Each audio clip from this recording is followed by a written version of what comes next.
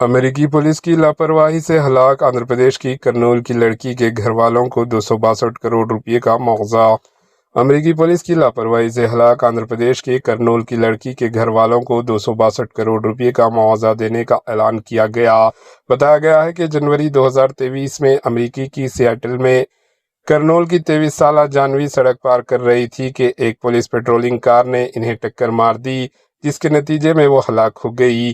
واقعے کے بعد پولیس افسر نے مبینہ طور پر کہا تھا کہ وہ مر گئی، وہ بہت عام انسان تھی، $11,000 دے دو بس ہو جائے گا، جس پر شدید تنقید اور احتجاج ہوا تھا۔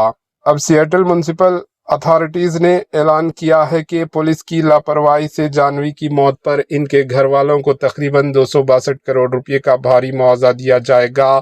یہ معاوضہ انصاف اور ذمہ داری کی نشانی کے طور پر پیش کیا جا رہا ہے۔ Bureau report AHN news. AHN news کے YouTube چینل کو سبسکرائب کریں اور بیل آئیکن کو دبانا نہ بھولیں تاکہ آپ کو ہر نئی آنے والی ویڈیو کا نوٹیفیکیشن بر وقت مل سکے۔